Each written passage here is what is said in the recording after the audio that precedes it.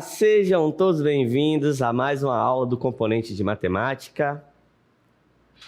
Eu sou o professor Aniel Santos, professor de matemática aqui do Centro de Mídias de Educação do Amazonas, e vamos ver o que temos para a nossa aula. Aula de número 9, o objeto de conhecimento, funções, representações numéricas, algébrica e gráfica, detalhamento, funções, representações numérica, algébrica e gráfica. Muito bem, vamos falar sobre funções. Então, pegue seu caderno, pegue sua caneta e vamos para a aula.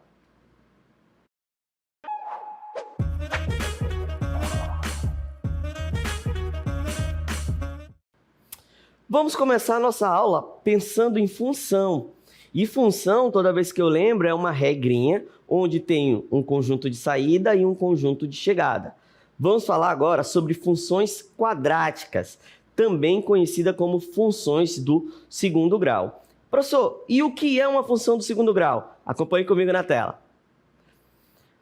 Uma função do segundo grau, ela é definida, nesse caso, de R em R. O que isso está dizendo, professor? Que ela assume valores reais e ela chega também no conjunto dos números reais. É chamada de função do segundo grau ou função quadrática. Ela pode receber esses dois nomes quando existe A, B e C pertencente ao conjunto dos números reais, onde obrigatoriamente o A deve ser diferente de zero, de tal maneira que essa lei é escrita dessa forma: f de x é igual a ax ao quadrado mais bx mais c. E esse x, ele é um número real também. Então, o conjunto domínio e o conjunto contradomínio, eles são números reais. Ok? Tudo bem. E aqui é importante a gente entender o seguinte: esse A, esse B e esse C, eles são chamados de coeficientes. Então, uma função do segundo grau, ela vai apresentar sempre esses três termos. Professor, e se não apresentar? É porque um deles é igual a zero. Porém, todavia, entretanto, esse A aqui, como já está aqui na própria definição, ele nunca vai poder ser zero. Porque se ele for zero, essa equação não será do segundo grau. Professor, e por que ela é conhecida como uma função do segundo grau ou uma função quadrática? Por conta do maior expoente do x. Lembre-se, a função ela vai ser definida de primeiro grau, segundo grau, a partir do maior expoente do x. Nesse caso, é o 2. Por isso que ela é chamada de função do segundo grau ou função quadrática. Ok? Então, nós temos aqui duas funções como exemplo. A primeira, f de x igual a 6x² menos 4x mais 5. Observe que, nesse caso, ela tem três termos. 1, 2, 3. E sempre vai ser nessa ordem. O A igual a 6, o B igual a menos 4 e o C igual a 5.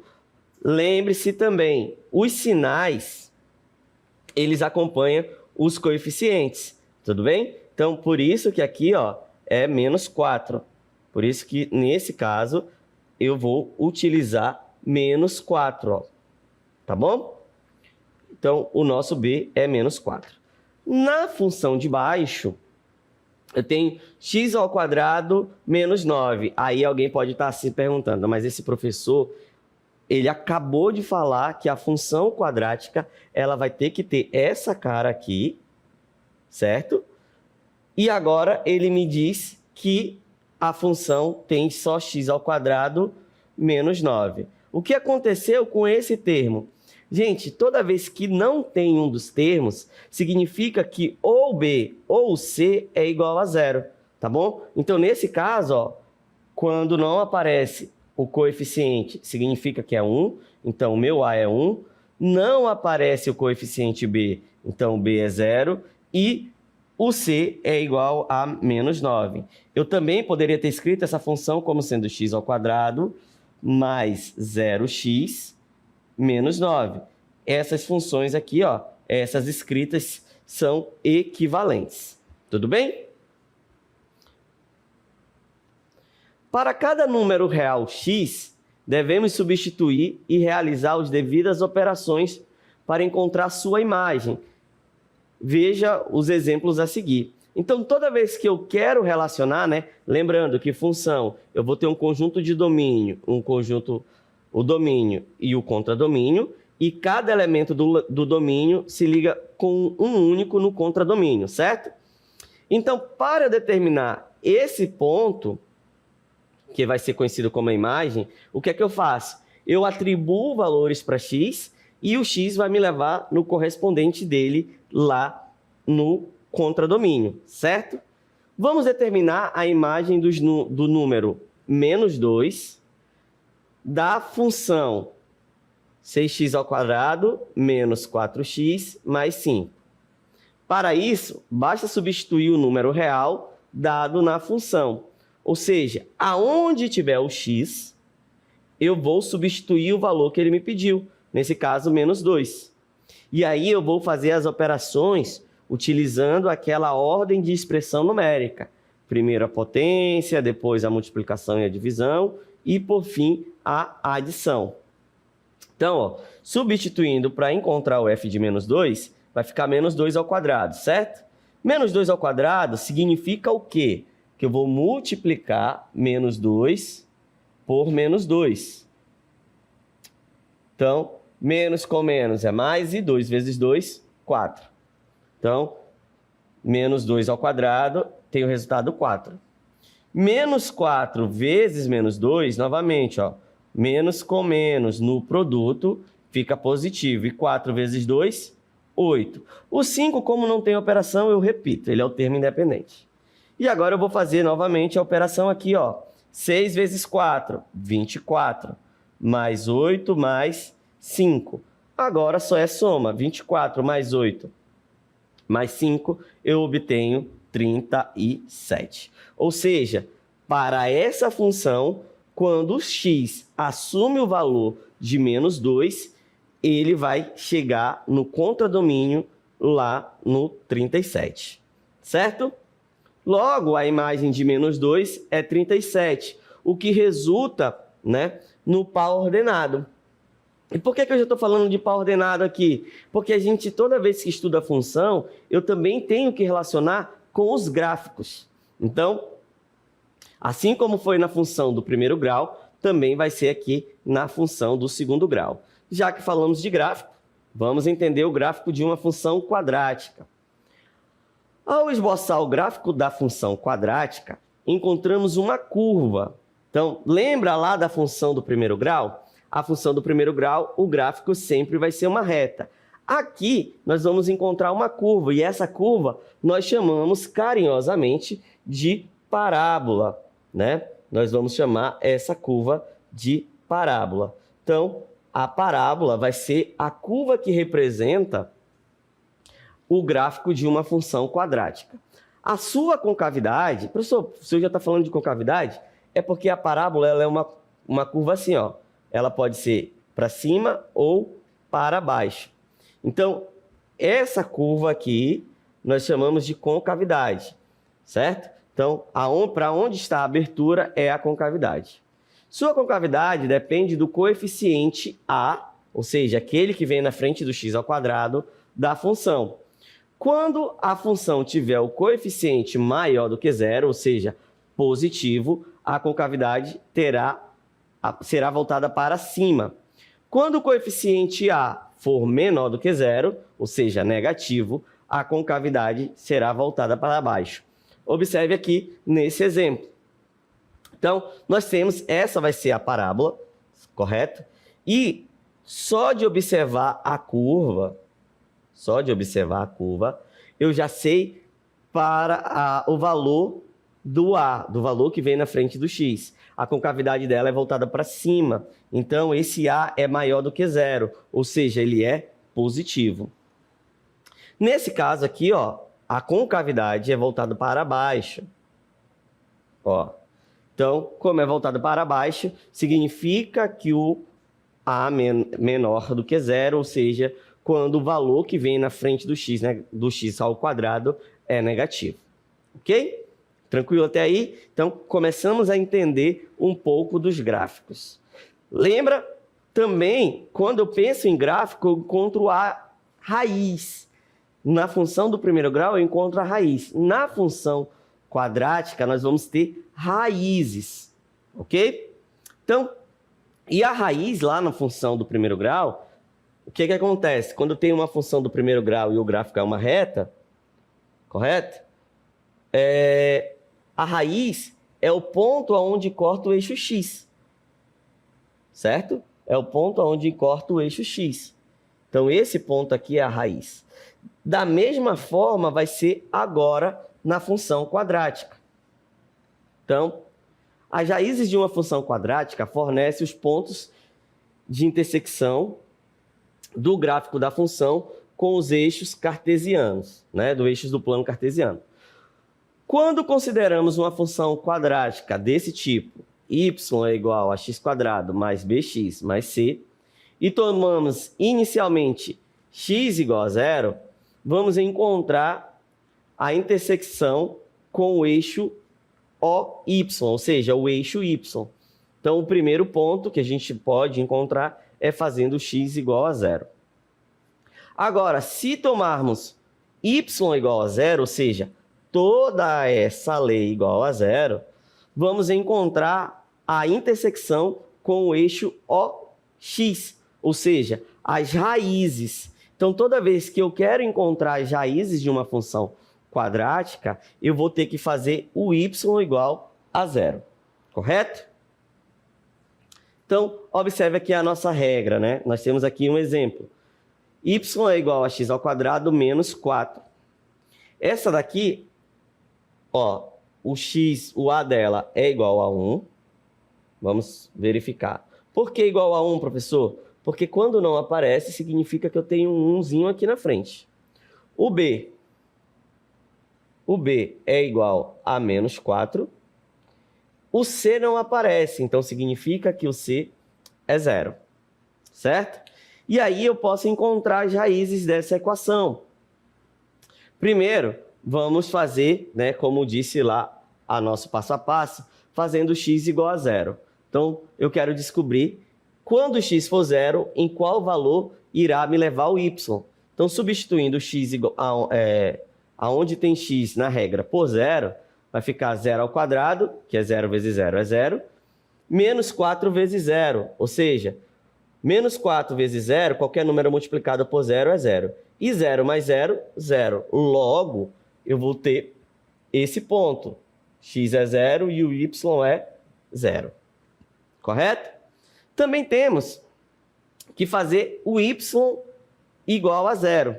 Assim, nós temos que encontrar para quais valores de x, né, nós vamos ter y igual a 0. Então, fazendo y igual a 0, nós vamos encontrar essa equação do segundo grau, que eu tenho duas formas de resolver. Nesse caso, ela é uma equação do segundo grau incompleta. Então, para resolver uma equação do segundo grau incompleta, eu tenho que verificar se o B ou o C é 0. Nesse caso, o C é 0. E aqui, ó, eu posso usar a fatoração, porque eu tenho termo comum. Então, como é que eu faço? Quem é comum nos dois? O x. Então, eu coloco ele em evidência.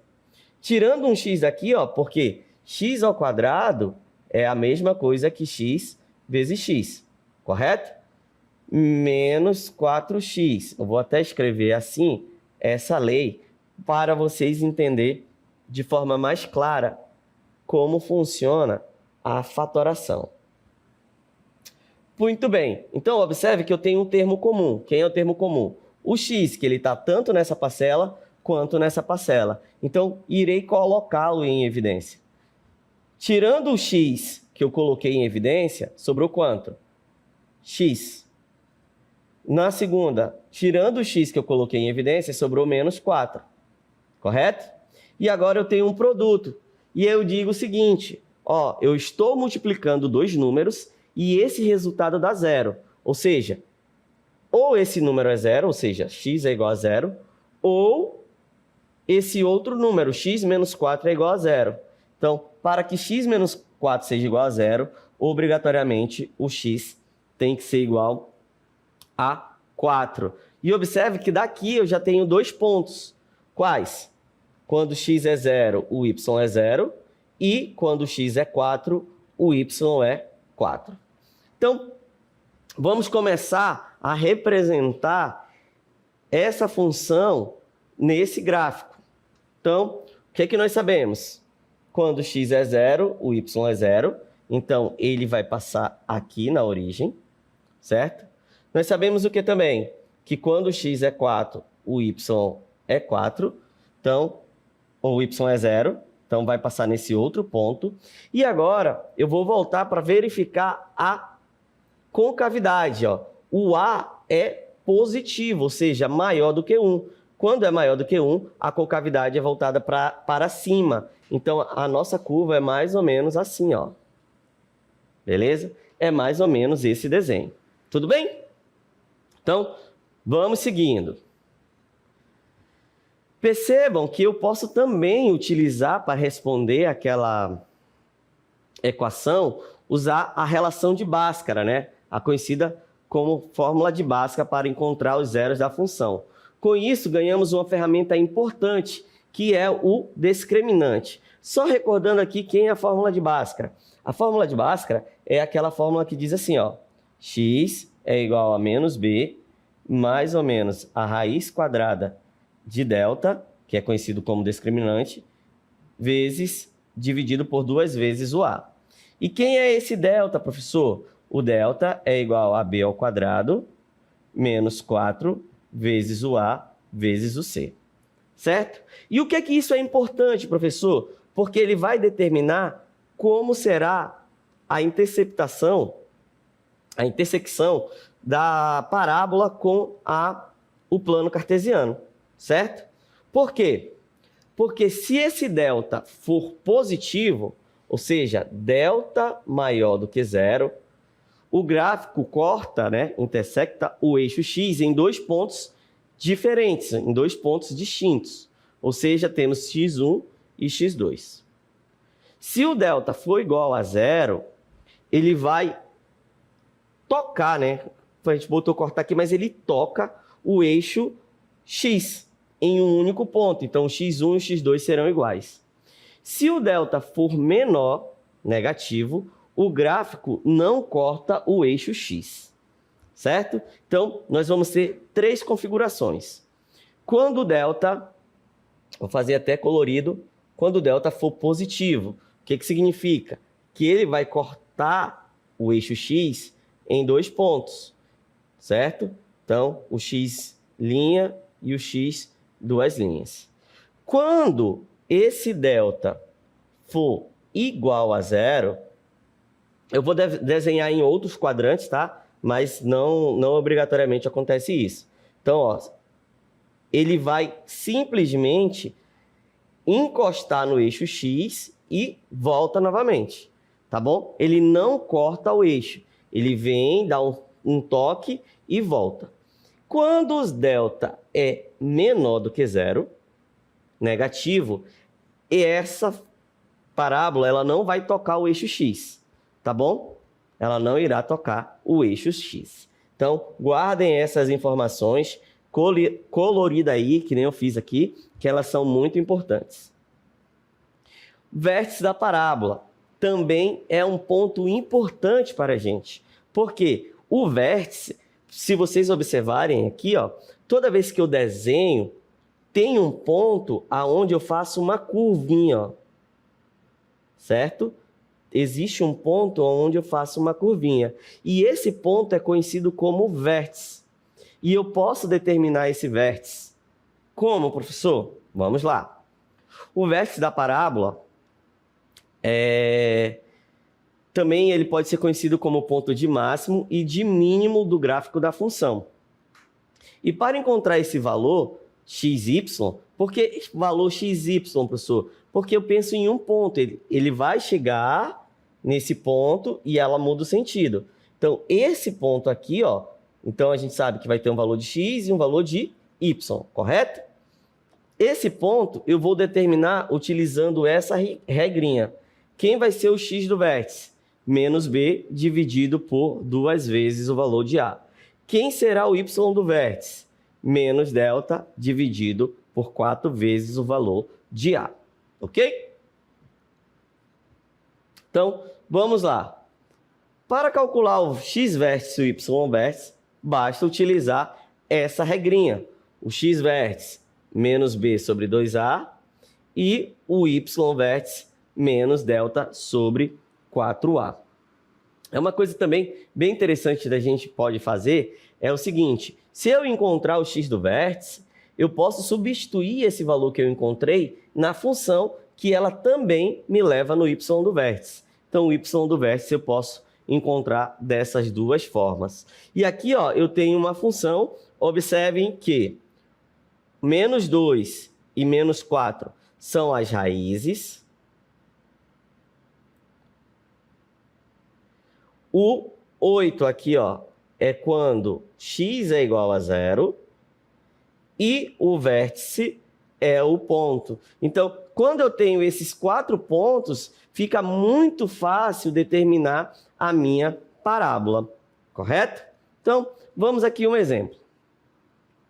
Dada a função f de x igual a menos x² mais 2x menos 4, determine a intersecção com o eixo OY, a intersecção com o eixo OX e esboce o gráfico da função. Então, vamos lá. Para encontrar a intersecção com o eixo OY, o que é que eu faço? Faço x igual a 0. Então, aonde tiver x, eu vou colocar 0. Vamos só colocar aqui o f de x, né? Para ficar bonitinho. Então, f de x, quando x for 0, eu vou substituir todos os valores por 0. Então, 0 ao quadrado mais 2 vezes 0 menos 4. 0 ao quadrado é 0. 2 vezes 0 é 0. 0 menos 0, 0. 0 menos 4, 4. Ou seja, menos 4, né? Ou seja, essa função aqui, quando x for 0, o y, o f de x é igual a menos 4. Então, x0 me leva no menos 4. Ok. O que é que eu sei também? Para determinar a intersecção com o eixo OX, eu vou fazer o y igual a 0. Então, utilizar aqui para determinar. Olha que eu tenho uma equação do segundo grau completa. Então, nesse caso, eu irei utilizar a fórmula de Bhaskara. Como é que eu faço para encontrar a fórmula de Bhaskara? Vou identificar primeiro o A, o B e o C. O A é menos 1, o B, 2, o C, menos 4. Correto? Beleza. E o que é que eu faço agora? Eu utilizo lá. Vamos primeiro calcular o discriminante. Então, quem vai ser o discriminante? Delta é igual a B ao quadrado menos 4 vezes o valor do A vezes o valor do C. Muito bem. Substituindo os valores, nós vamos obter o seguinte. 2 ao quadrado, né? Porque o B é 2, menos, que é da regra, o A é menos 1 e o C é menos 4. Então, ó, 2 ao quadrado é 4 e agora tem que tomar cuidado com os sinais. Menos com menos, mais, e mais com menos, menos. Então, por isso aqui ficou menos, certo? 4 vezes 1, 4. 4 vezes 4, 16.